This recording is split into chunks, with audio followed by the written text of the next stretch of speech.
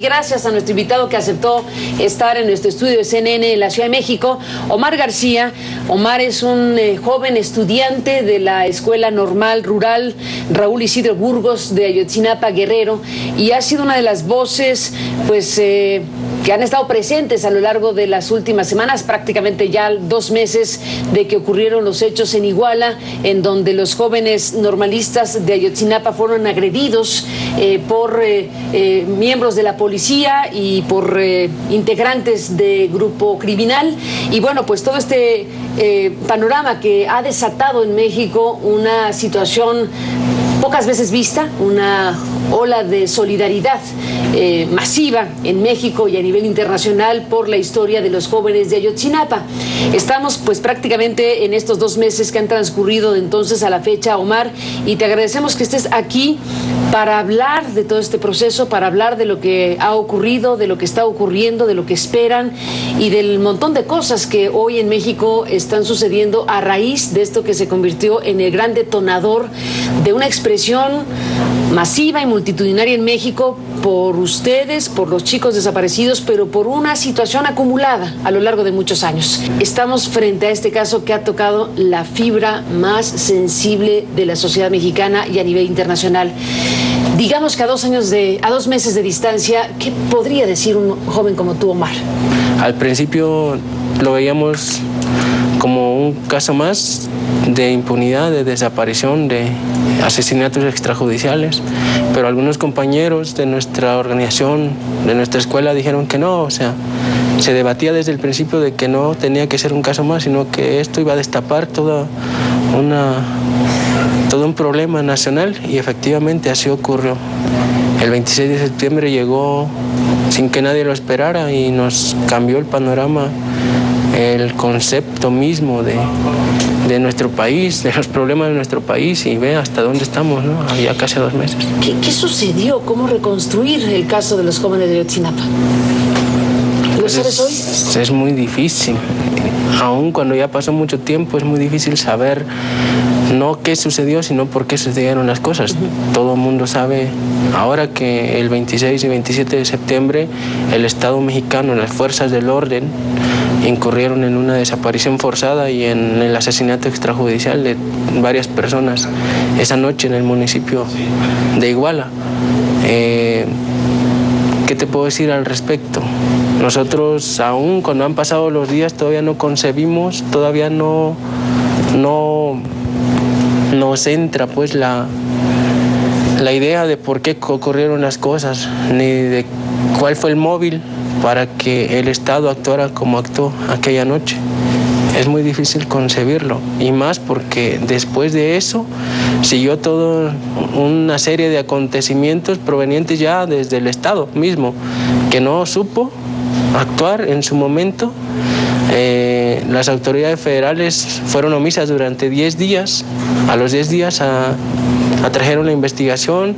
Después de eso se fueron con puras mentiras, con la intención de armar todo un teatro mediático, supuestos hallazgos, los cuales nos querían atribuir a nosotros como estudiantes y a los padres de familia, cosa que los mismos días, las mismas informaciones contrastadas, tanto las del Estado como de los peritos argentinos, pues fueron cambiando las versiones oficiales y fueron desmintiendo al mismo tiempo.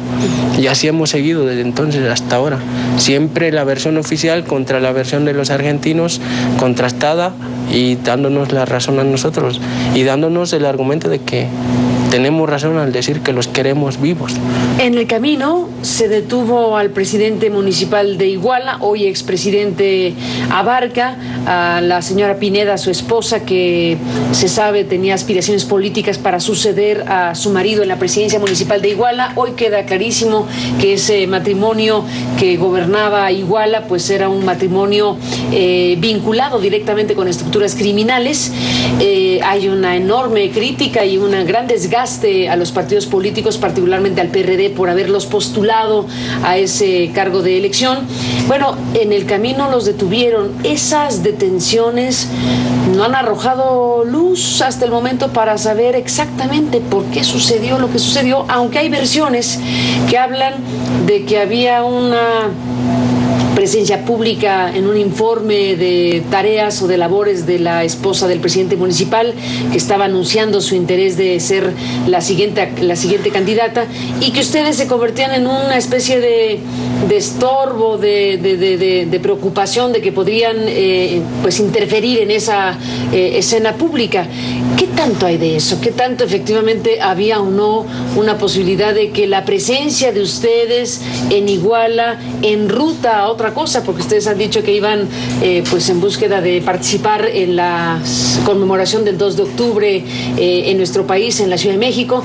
¿Qué tanto de aquello que se ha dicho como parte de una explicación o intento de explicación de por qué sucedió lo que sucedió es cierto? En primera, no queremos no queremos que ocurra lo que intentaron hacer desde el principio, que se politizara y que los partidos políticos se tiraran pedradas entre ellos. A nosotros no nos interesan sus roces, sus finalidades, sus metas políticas. Realmente ellos empezaron a querer explotar este caso para sus fines, capitalizar el caso y empezar a denigrarse entre partidos políticos. Pero nosotros fuimos claros desde el principio. Para nosotros no son los partidos políticos particularmente hablando, ni estamos diciendo fue el PRI, fue el PRD, fue el PAN o fue el Partido Nueva Alianza o el que sea. Para nosotros fue el Estado. Porque no nada más es el municipio de Iguala, hay muchísimos municipios en el estado de Guerrero que tienen esos problemas. Hay otros estados también. Estoy de acuerdo, Omar, pero aquí el punto específico es si hubo o no algo que pudo haber alterado de tal manera a este matrimonio que gobernaba Iguala como para tomar en reacción a algo que supusieron que iba a pasar en contra de ustedes con esa brutalidad. Esa es una versión que tiene un viso mínimo de creíble para ustedes. Para nosotros, mira, sí lo tendría, porque al momento se han encontrado más fuerzas en Iguala, y te lo digo en ese sentido porque realmente no sabemos qué pasaba por la cabeza de estos personajes, o qué tipo de personas, si eran psicópatas, si eran enfermas, padecían de delirios de persecución. No sabemos si eran un Hitler, un Stalin ahí encarnado en ellos, porque el hecho de asesinar, de matar y desaparecer gente sospechosa, pues te habla de eso, te habla de eso. Tú puedes cualquiera puede ir igual y recoger testimonios y van a ver que por la mera sospecha de que fueran a hacer algo contra ellos o contra su estructura gubernamental o criminal, inmediatamente los mandaban a asesinar. O sea, al que les estorbaba o al posiblemente que les llegara a estorbar, lo desaparecían o lo mataban. Ese es el problema. Ya dentro de lo demás, de la política, pues ya te he dicho lo que pienso. Pero bueno, ahí queda esa posibilidad efectivamente de que eso haya sido un detonador de algo, lo cual no justifica absolutamente nada. Es solo un intento de saber si para ustedes esa versión que ha corrido respecto a una reacción demencial de alguien que pudo sentirse amenazado por la presencia de los jóvenes estudiantes en Iguala, eso es lo que te pregunto y es lo que me contestas. Bueno, ha habido manifestaciones de solidaridad a nivel nacional e internacional muy fuertes. Hemos visto cosas, Omar, como la jornada, una cuarta jornada global por Ayotzinapa, en este caso el pasado 20 de noviembre, que tiene un alto simbolismo para México, en donde en por lo menos 50 ciudades del país hubo manifestaciones, expresiones de exigencia para que los jóvenes desaparecidos se encuentren con vida. En la capital de la República Mexicana, una manifestación multitudinaria donde decenas de miles de personas exigieron al Estado mexicano el esclarecimiento y la aparición con vida de los jóvenes de Ayotzinapa y demás reclamos y exigencias. A raíz de lo sucedido el 20 de noviembre, hoy tenemos en el país un reclamo por la actuación policíaca. Hubo una actuación policíaca que ha dejado muchas denuncias de gente que iba a manifestarse pacíficamente y que resultó agredida en algo que barrió al Zócalo capitalino, por un lado, y por otro lado, personas detenidas, personas que fueron ahora enviadas a cárceles de alta seguridad por haber sido partícipes de esta manifestación que quedó marcada por hechos violentos, que no queda claro en este instante, pero hay sospechas graves de si fue violencia inducida o qué cosa fue lo que sucedió en ese momento.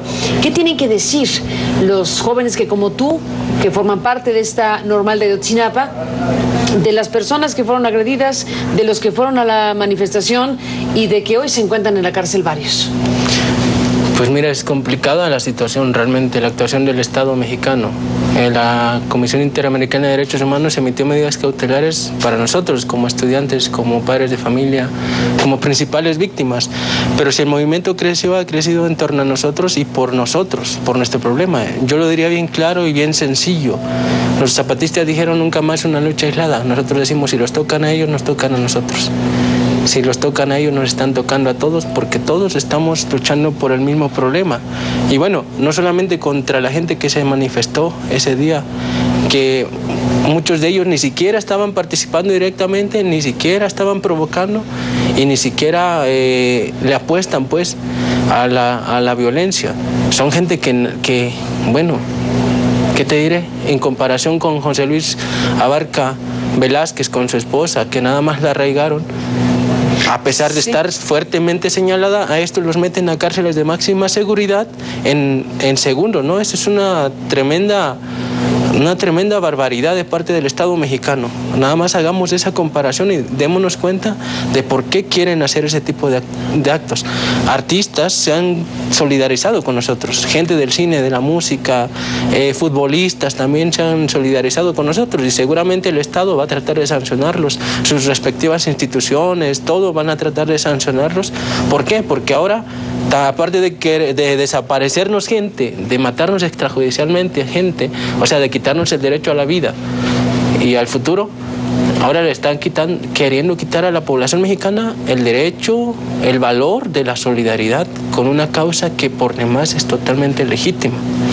Pues hemos dado seguimiento y seguiremos dando seguimiento a estos casos de personas que efectivamente se encuentran hoy en cárceles de alta seguridad y de las personas que han decidido incluso denunciar brutalidad policíaca como la que se registró en la capital de la República Mexicana. Y dices, Omar, que han tenido también presencia de conciertos, por ejemplo, en estos días Calle 13, que tuvo un concierto, los invita al escenario, y un concierto de música se convierte también en un mensaje muy importante de ustedes por Ayotzinapa. Me contabas antes de entrar en esta conversación que está también una invitación de Óscar Chávez, que es un cantautor mexicano muy relevante en estos días en el Auditorio Nacional. ¿Veremos algo parecido? Pues veremos algo parecido y algo más. O sea, el movimiento no es solamente político, es cultural, es de todo tipo y por eso la gente se está incluyendo, porque nosotros no nos hemos posicionado como algo totalmente sectario de un solo color o nada. O sea, sabemos que esto fue una violación de los derechos humanos, grave violación de los derechos humanos. Todos, independientemente de color, raza, credo, religión, de todo, tienen derecho a la vida y no tienen por qué ser desaparecidos por ningún régimen político, por ninguna forma de gobierno tienen que incurrir en ese tipo de actos. Y por eso la gente se está solidarizando y por eso apelamos a que la gente se mueva en torno a este problema y que, bueno, que estén conscientes de lo que dije hace un rato. Si los tocan a ellos, nos tocan a nosotros. Nosotros no vamos a parar y no vamos a parar aunque nos quieran restar fuerza golpeando a los que hoy nos apoyan. ¿Podrías compartirnos, Omar, en esta transmisión lo que también me contaste fuera del aire y que creo que tiene un grado de simbolismo muy relevante, el hecho de que una mujer como Estela Carlotto, una de las fundadoras, de las abuelas de la Plaza de Mayo, que acaba de recientemente recuperar a su nieto, como sabemos, pues ha decidido encontrarse con ustedes en estas fechas? Cuéntame algo de eso. Pues mira, es un encuentro que se va a realizar el próximo fin de semana. Ella viene a México, ha venido a reunirse con los padres de familia. ¿Viene a verlos ustedes? Viene a otros asuntos, pero también a reunirse con nosotros. Y con los padres de familia sobre todo. ¿Por qué? Por lo mismo que te digo, porque este es un caso que ha tocado la sensibilidad humana. Esto no golpea los credos políticos, ni las ideologías, ni nada, golpea el corazón de la gente. Realmente ellos han luchado durante 30 años por encontrar a sus desaparecidos, en un régimen también, por demás, horrendo, ¿no?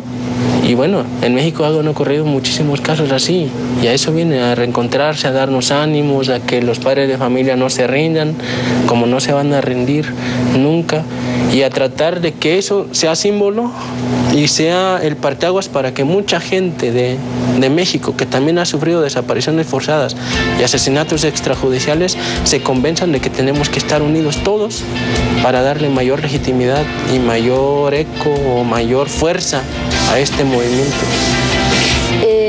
Habiendo transcurrido el tiempo que ha transcurrido, habiendo generado el caso Ayotzinapa, como hemos dicho pues reiteradamente, una ola solidaria nacional e internacional como hace mucho, como no habíamos visto en México, ¿qué sigue?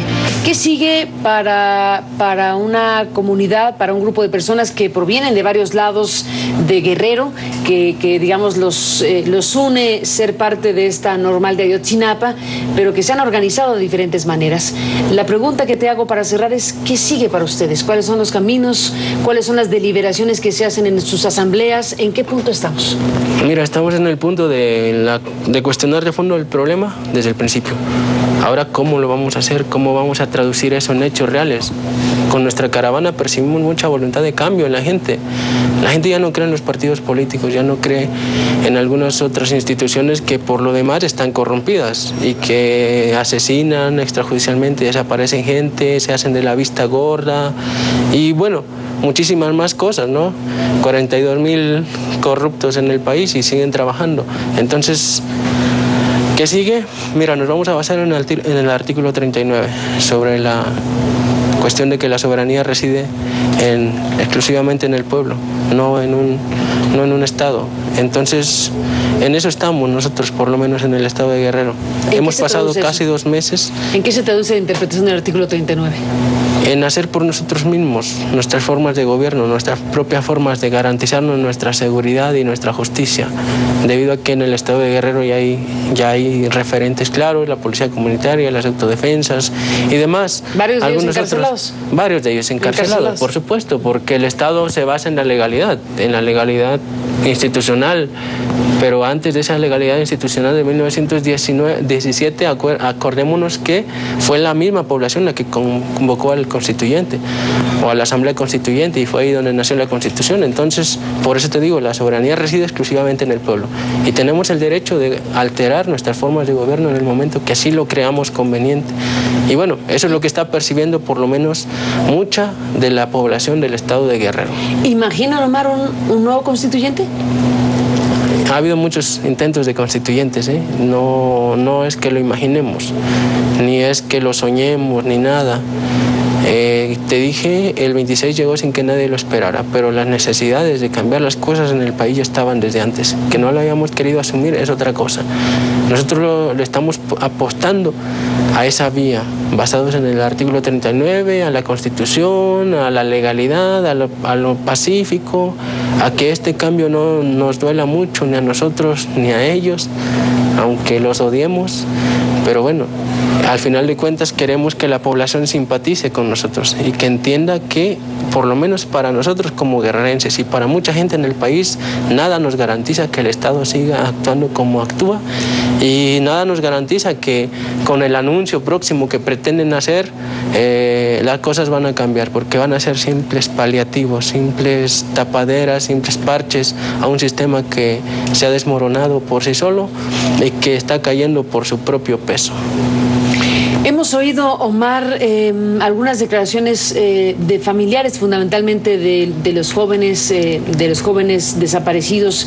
Algunos de ellos han tomado, bueno, por lo pronto, un discurso más radical, un discurso que habla de poner un punto límite y si no hay una respuesta satisfactoria, que no puede ser otra más que el regreso de los chicos con vida, entonces están planteando la vía armada. ¿Eso está en las discusiones de las asambleas? Están todas las vías posibles. Nosotros conocemos las formas de lucha distintas que se han practicado en el país y en otros países. Está en discusión todo y se va a hacer cualquiera de las que se tenga que utilizar en el momento que así lo exija. Está en discusión, claro. Nosotros no estamos negando nada. Y tampoco hay que entender que este movimiento no es un ensayo. No ensayamos para él. A veces vamos tirando bravatas, vamos diciendo, si no renuncias dentro de 6 días, vamos a hacer quién sabe qué tantas cosas. Bueno, este movimiento al final de cuentas es de amenazas, de flujos, de reflujos, de disparates también de nuestra parte. Es así, porque no estábamos preparados para ello. Pero de que vamos a hacer algo, al final de cuentas vamos a hacer algo, y no importa qué tanto, aunque sea así de poquito, mientras el pueblo se dé cuenta de que nosotros como ciudadanía, como gente del pueblo común y corriente, podemos hacer las cosas por nosotros mismos, con eso nos bastaría. No estamos hablando de que queremos cambiarlo todo, porque sabemos también las posibilidades reales, las potencialidades reales, y sabemos muy bien cuáles son nuestras debilidades. A lo que apelamos es a la voluntad de la gente, a de que así, si acusamos al Estado de estar jugando a la búsqueda, nosotros no juguemos a la organización. Hay que organizarnos y hay que traducir nuestra voluntad de cambio en hechos reales, en hechos concretos. A eso es lo que hemos llamado desde el 28, 29 de septiembre. Han sucedido cosas, Omar, por ejemplo, como la intervención de la Comisión Interamericana de Derechos Humanos, que emitió medidas cautelares desde el principio, que después vino una asesoría técnica para que el Estado mexicano pudiera cumplir esas medidas cautelares. Entre otras cosas, se coloca por delante el imperativo de que los busquen vivos por encima de buscar los muertos, porque lo que aquí ha sobrado son fosas. ¿Ha sucedido eso? ¿Ha cambiado esta condición cualitativa de la búsqueda de los jóvenes? Empieza a cambiar un poco. Apenitas, hace como 4 días se atrevieron a firmar el documento para que entraran los expertos de alto nivel de la Comisión Interamericana de Derechos Humanos, precisamente porque no pudieron. El presidente, en la primera audiencia que se tuvo con él, en la única audiencia que se ha tenido con él, dijo que iba a firmar al día siguiente, no firmó. ¿Por qué? Porque estaban preparando todo este teatro de los hallazgos en Cocula. Ahora se niegan porque, te vuelvo a repetir, le están apostando al tiempo. Ya lo hicieron, pero va a tardar, va a ser todo un proceso. Y bueno, vamos a corroborar, vamos a comprobarle a la gente, a demostrarle a la gente que eso va a funcionar mejor que las instituciones del Estado mexicano. Pues estaremos en contacto como lo hemos estado en todos estos días y semanas. Te agradezco tu presencia en CNN y bueno, obviamente estamos frente a un asunto que involucra una y mil cosas para México, una y mil cosas a nivel internacional. Estamos hablando de la exigencia de la sociedad mexicana de que el asunto se resuelva con satisfacción, sepamos qué pasó, sepamos dónde están, sepamos qué sucedió, qué motivó que esta circunstancia sucediera de la manera en que está por conocerse todavía. Gracias por compartir tu presencia esta noche en CNN. Muchas gracias, Carmen. Gracias a ti y a usted que nos permitió acompañarles durante esta emisión. Pásela bien. Buenas noches y hasta mañana.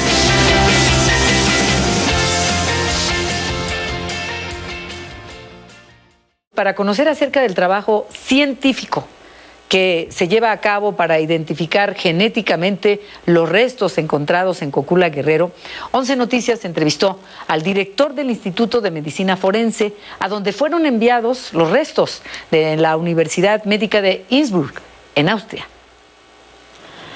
El gobierno mexicano solicitó el apoyo de renombrados especialistas a nivel mundial para identificar los restos encontrados en Cocula, Guerrero, y revelar si pertenecen a los 43 normalistas desaparecidos en Ayotzinapa. En entrevista exclusiva para Canal 11, Richard Scheitauer, director del Instituto de Medicina Legal de la Universidad Médica de Innsbruck, Austria, detalló que a pesar del alto grado de calcinación de los restos, no se puede afirmar o descartar un éxito en las investigaciones hasta que el proceso concluya. You never really know about the chance if you start an investigation, the chance to get a good result. El especialista explicó cómo se realiza este microscópico proceso. Los restos de dientes y huesos son factor clave. It is absolutely essential to work professional. That means you must have a perfect documentation. The laboratory work that starts with the extraction of DNA from the bone or tooth or teeth. This is a very crucial step because you have to gain that very sensitive DNA molecules from the very hard bone or teeth. This is a step that takes a lot of time. After that, the DNA has to be purified, the concentration has to be measured, has to be adjusted, and then you can start with the analysis of the profile. Cuando el instituto obtenga estos resultados, comparará sus hallazgos con las muestras genéticas de los familiares de los desaparecidos. You always need reference material. This could be from the person itself, from the time still alive. This is very rare. So nearly in every case, we need reference material from the family. And the best for biological reasons is the mother. But we also like to get more material from relatives or from the parents. El experto advirtió que los resultados podrían demorar incluso meses debido a la cautela de trabajar con materiales altamente deteriorados en peligro de desintegración. The time frame will always be many weeks or a couple of months. And the reason is that we have really to work step by step, very peculiar, very careful not to destroy the material. Mientras los expertos hacen su labor, queda esperar en la prestigiosa trayectoria de este instituto, que ha logrado la identificación de restos en casos tan importantes como las víctimas del tsunami de Asia, de los hijos del zar Nicolás II de Rusia y de las víctimas de la dictadura de Augusto Pinochet en Chile. Los hallazgos de restos sin identificar en fosas clandestinas a partir de las investigaciones del caso Iguala, familiares de otros desaparecidos buscan ayuda científica también para verificar las identidades de estos restos. Estos rostros plasmados en papel son personas que sus familiares dicen desaparecieron hace mucho tiempo. ¿A quién busca? A mi hija que se desapareció en el 2013. A mi hijo Isaac Román Montiel.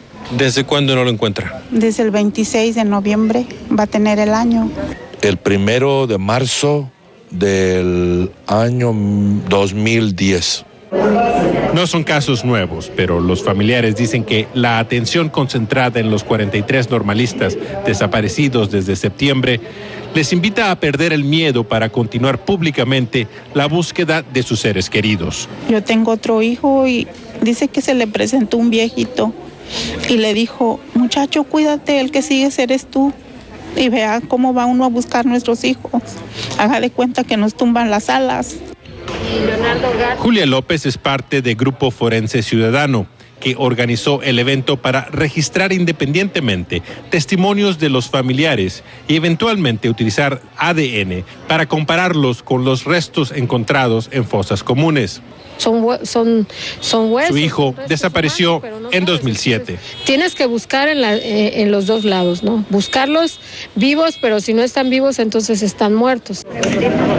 También en esta ocasión se presentaron independientemente representantes de la Procuraduría General de la República a recabar muestras de sangre para compararlos con el ADN de los cadáveres encontrados en fosas comunes, pero dijeron no estar autorizados para hablar con los medios y llamadas de CNN a la oficina en Guerrero no fueron contestadas inmediatamente. En Iguala no es una fosa, son cientos de fosas y todas con cadáveres.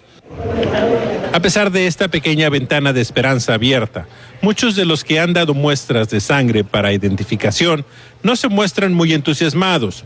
Ellos sostienen que si el gobierno no ha podido localizar a los desaparecidos hasta ahora, la comparación genética pudiera también ser fallida. Este jueves fue convocada una marcha global por Ayotzinapa para exigir la presentación con vida de los normalistas desaparecidos. Fue una manifestación pacífica en principio, por esta que es una exigencia legítima, pero luego por la noche encapuchados volvieron a lanzar petardos contra las puertas de Palacio Nacional. No solo policías resultaron agredidos y lesionados, también nuestro compañero camarógrafo Luis Salas recibió un fuerte golpe en la cabeza con una barra metálica. 20 de noviembre se tiñó de violencia en la capital del país.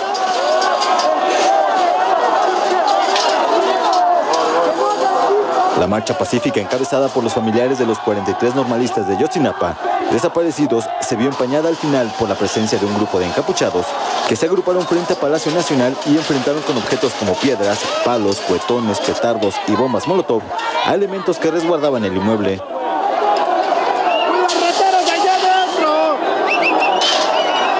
Los uniformados soportaron la agresión por unos minutos. Más tarde, arribaron al lugar elementos del Cuerpo de Granaderos de la Secretaría de Seguridad Pública, quienes formaron una línea que se mantuvo frente a Palacio Nacional. Hasta ese momento, parecía que solo habían llegado para resguardar el inmueble. Luego avanzaron para replegar a los manifestantes, quienes comenzaron a correr para no ser detenidos. No todos lo lograron.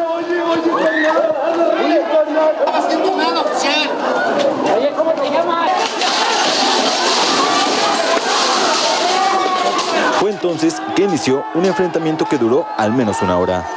Fue uno de los momentos de mayor tensión, ya que además de los manifestantes, también corrían los simpatizantes del movimiento. Algunas voces llamaban a la calma. Pero el pánico se apoderó de algunas personas que formaban parte de la caravana de Ayotzinapa y que todavía permanecían en la explanada. Habían llegado de Guerrero, Oaxaca, Chiapas y de otros estados para solidarizarse con los familiares de los normalistas. Elementos policíacos avanzaron cubriendo en su totalidad la plancha del Zócalo, lanzando polvo de los extintores para apagar los cohetones y el fuego de las bombas molotov. Los inconformes corrieron por las calles de 5 de Mayo, Tacuba y Donceles.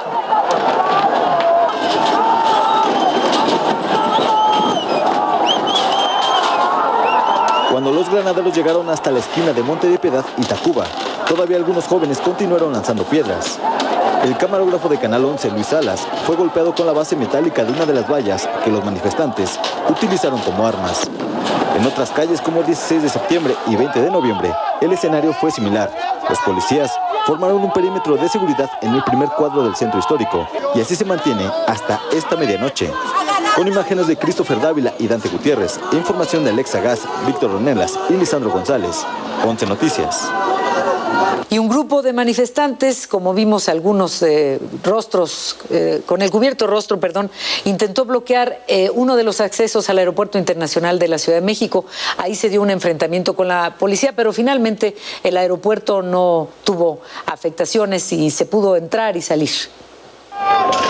Bombas molotov, cuetones, petardos, piedras y palos fueron los proyectiles que salieron a relucir durante un enfrentamiento entre manifestantes y policías en Boulevard Puerto Aéreo y Zaragoza.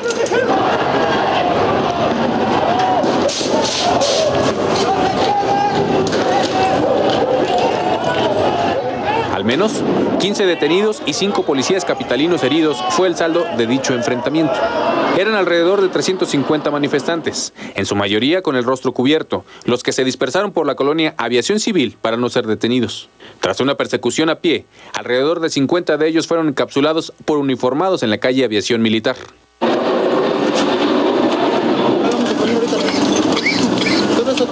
Ahí, las autoridades les decomisaron diversos objetos antes de permitirles continuar con su marcha.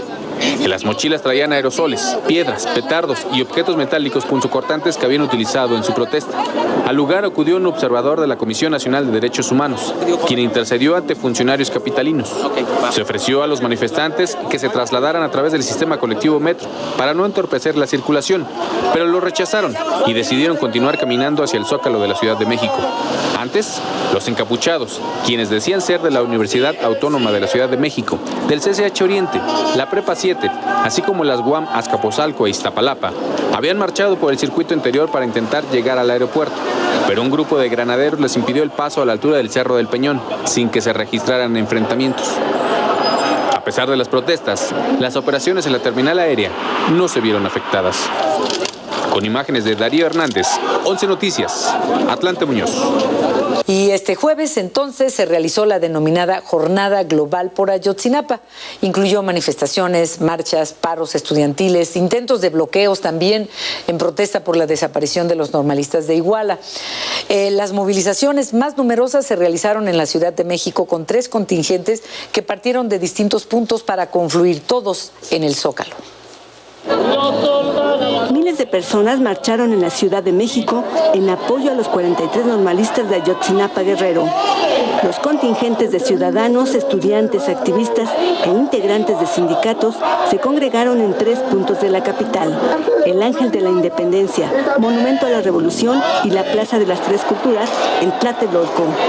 Las 3 con un solo destino: el Zócalo de la capital del país. La primera caravana partió a las 5 de la tarde del Monumento a la Revolución. Fue encabezada por los familiares de los 43 normalistas desaparecidos. Antes de las 6 de la tarde, la vanguardia llegó a la plancha del Zócalo. Pues venimos exigiendo la reaparición de nuestros compañeros estudiantes normalistas.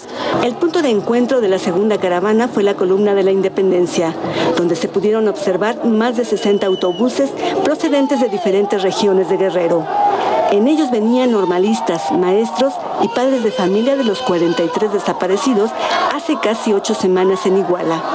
Los esperaban defensores de derechos humanos, maestros, estudiantes, profesionistas y familias enteras. La marcha inició a las 5:30 de la tarde.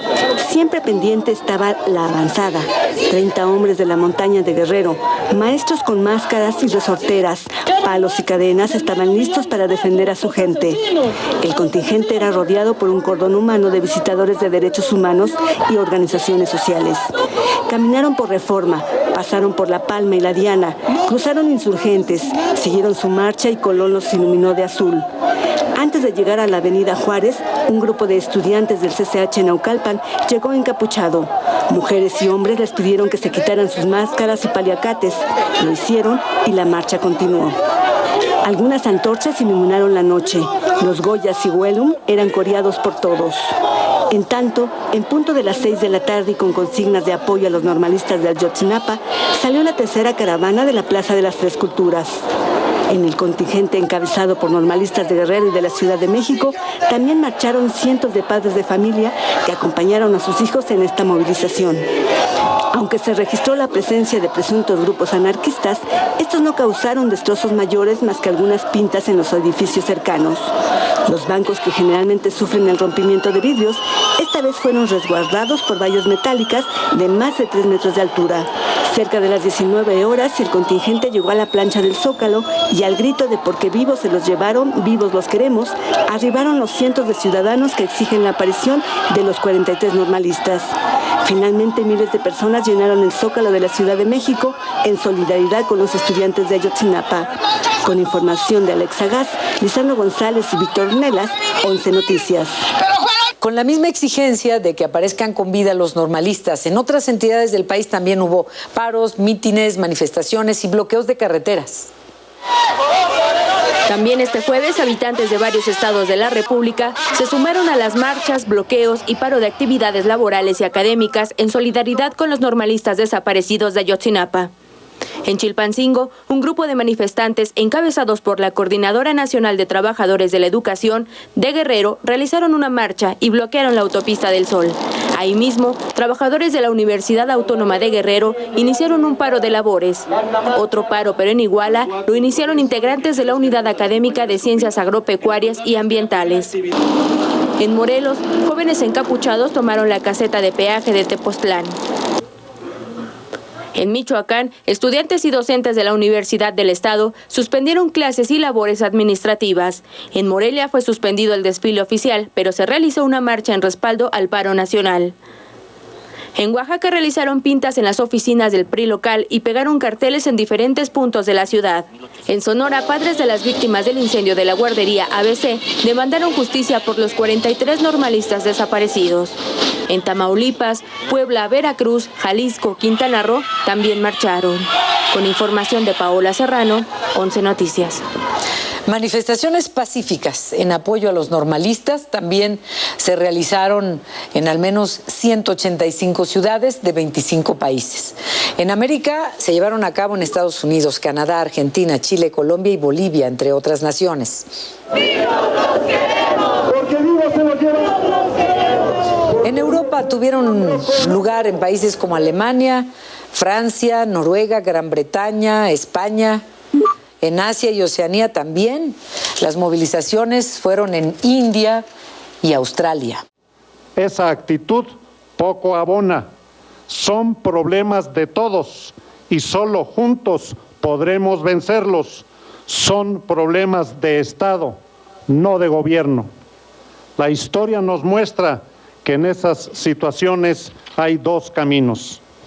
El de la desunión, reflejado y marcado por la violencia, la intolerancia, la crítica infundada, el temor. Esta vía solo lleva al fracaso nacional. Reconocemos los liderazgos. No tenemos duda de los liderazgos del país. Debemos de apoyar los liderazgos